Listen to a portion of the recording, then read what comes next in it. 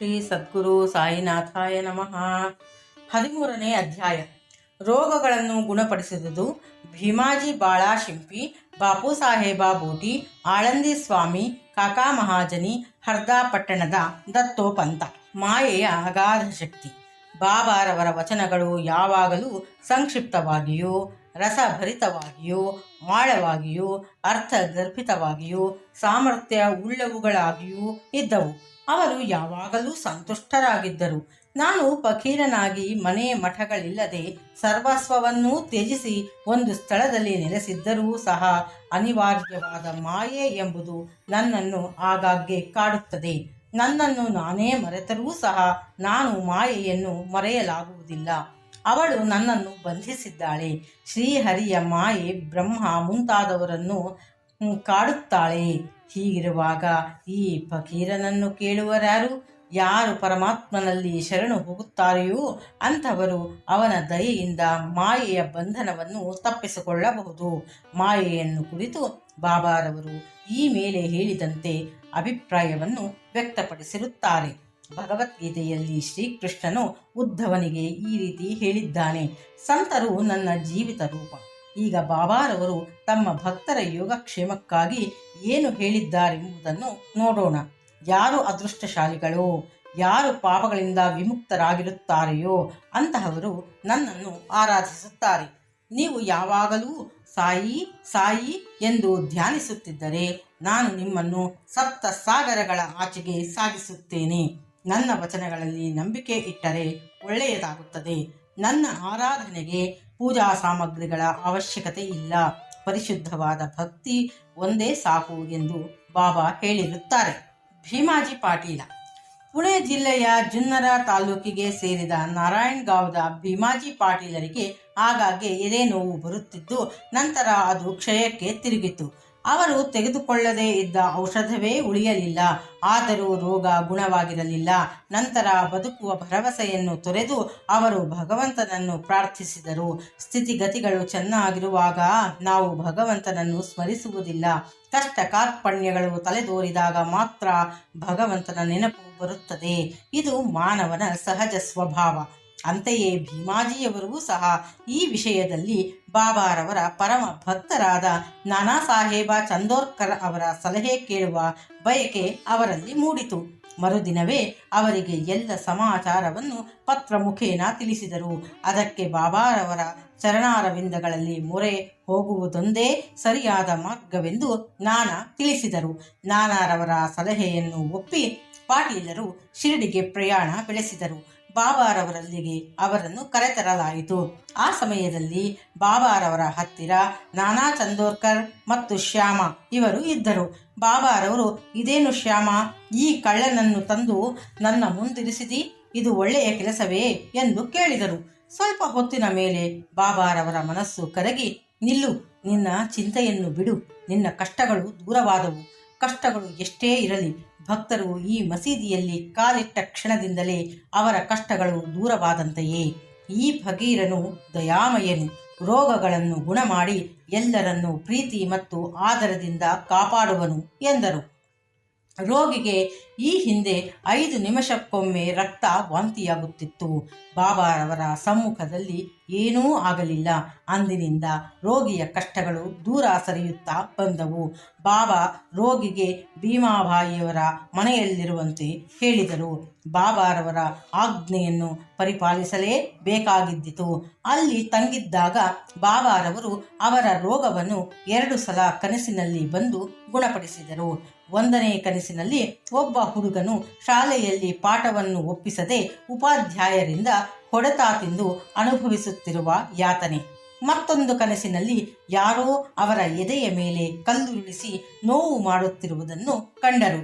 ಕನಸಿನಲ್ಲಿ ಅನುಭವಿಸಿದ ನೋವಿನಿಂದ ಅವರ ರೋಗ ಗುಣವಾಗಿ ನಂತರ ಬಾಬಾರವರಲ್ಲಿಗೆ ಬಂದು ಭೀಮಾಜಿ ನಮಸ್ಕಾರ ಮಾಡಿದರು.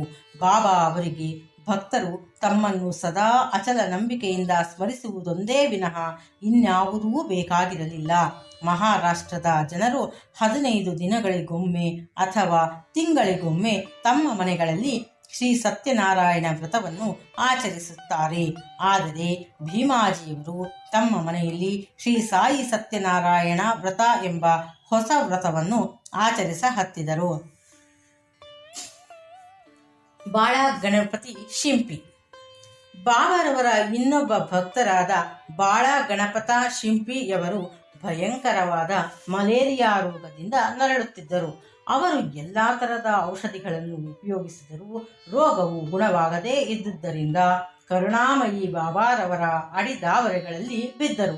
ಬಾಬಾರವರು ಅವರಿಗೆ ಒಂದು ಅದ್ಭುತವಾದ ಉಪಾಯವನ್ನು ಸೂಚಿಸಿದರು. ಲಕ್ಷ್ಮೀ ದೇವಸ್ಥಾನದ ಮುಂದೆ ಒಂದು ಕರಿ ನಾಯಿಗೆ ಮೊಸರು ಅನ್ನ ಕೊಡು ಎಂದು ಬಾಬಾ ಬಾಳಾಶಿಂಪಿಗೆ ಹೇಳಿದರು. ಬಾಳ ಇದನ್ನು ಕಾರ್ಯಗತ ಮಾಡುವುದು ಹೇಗೆ ಎಂದು ಯೋಚಿಸುತ್ತಾ ಮನೆಗೆ ಬಂದರು. ಆಗ ಮನೆಯಲ್ಲಿ ಅನ್ನ ಮೊಸರು ಇತ್ತು. ಅವೆರಡನ್ನೂ ಬೆರೆಸಿ ಲಕ್ಷ್ಮೀ ದೇವಸ್ಥಾನದ ಬಳಿ ತೆಗೆದುಕೊಂಡು ಬಂದರು. ಅಷ್ಟರಲ್ಲಿ ಒಂದು ಕರಿ ನಾಯಿ ಬಾಲವನ್ನು ಅಲ್ಲಾಡಿಸುತ್ತಾ ಹಸಿವಿನಿಂದ ಬಂದಿತು.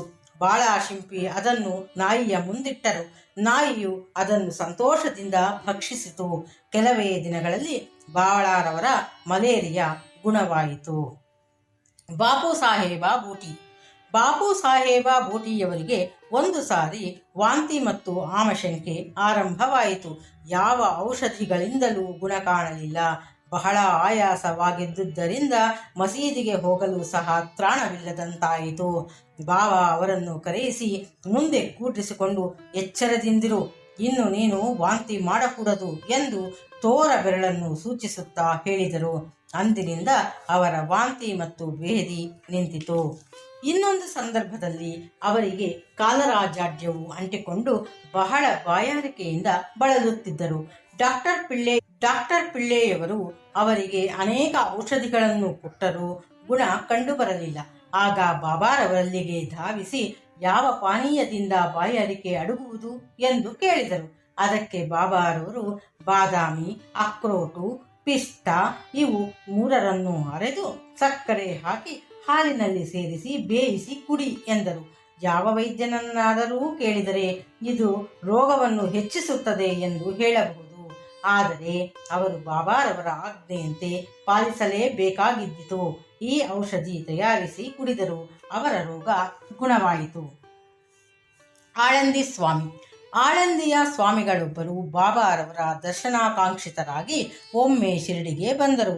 ಅವರಿಗೆ ಕಿವಿ ನೋವಿನಿಂದ ರಾತ್ರಿಯೆಲ್ಲ ನಿದ್ದೆ ಬರುತ್ತಿರಲಿಲ್ಲ. ಅವರಿಗೆ ಶಸ್ತ್ರಚಿಕಿತ್ಸೆ ಸಹ ಆಗಿದ್ದಿತು. ಆದರೂ ಗುಣವಾಗಿರಲಿಲ್ಲ. ನೋವು ಬಲವಾಗಿ ಏನೂ ಮಾಡಲು ತೋಚಲಿಲ್ಲ. ಅವರು ಬಾಬಾರವರ ದರ್ಶನ ಪಡೆಯಲು ಬಂದರು. ಆಗ ಶ್ಯಾಮ ಅವರು ಸ್ವಾಮಿಯವರ ಕಿವಿ ನೋವು ಹೋಗುವಂತೆ ಏನಾದರೂ ಮಾಡಿರಿ ಎಂದು ಬಾಬಾರವರಲ್ಲಿ ಬೇಡಿದರು.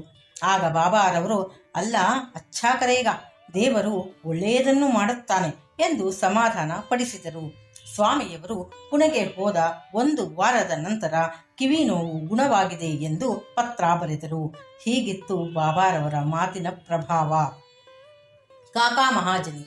ಇನ್ನೊಬ್ಬ ಭಕ್ತರಾದ ಕಾಕಾ ಮಹಾಜನಿಯವರು ಅತಿಸಾರ ರೋಗದಲ್ಲಿ ನರಳುತ್ತಿದ್ದರು. ಬಾಬಾರವರ ಸೇವೆಗೆ ಭಂಗ ಬಾರದಂತೆ ಮಸೀದಿಯ ಮೂಲೆಯಲ್ಲಿ ನೀರನ್ನು ಇಟ್ಟುಕೊಂಡು ಆಗಾಗ್ಗೆ ಹೊರಗೆ ಹೋಗಿ ಬರುತ್ತಿದ್ದರು. ಬಾಬಾರವರಿಗೆ ಇದು ಗೊತ್ತಿತ್ತು. ಅವರೇ ಗುಣ ಮಾಡುತ್ತಾರೆಂದು ಸುಮ್ಮನಿದ್ದು ಬಾಬಾರವರಿಗೆ ತಿಳಿಸಿರಲಿಲ್ಲ. ಮಸೀದಿಯ ಎದುರಿನಲ್ಲಿ ಕಲ್ಲು ಮಂಚ ಹಾಕುವ ಕೆಲಸ ಸಾಗುತ್ತಿದ್ದಾಗ ಬಾಬಾರವರು ಇದ್ದಕ್ಕಿದ್ದಂತೆ ಉದ್ರಿಕ್ತರಾಗಿ ಜೋರಾಗಿ ಕೂಗಿಕೊಂಡರು. ಅಲ್ಲಿದ್ದವರೆಲ್ಲರೂ ಹೆದರಿ ಓಡಿ ಹೋದರು. ಕಾಕಾರವರು ಮಾತ್ರ ಅವರ ಕೈಗೆ ಸಿಕ್ಕಿಬಿದ್ದರು.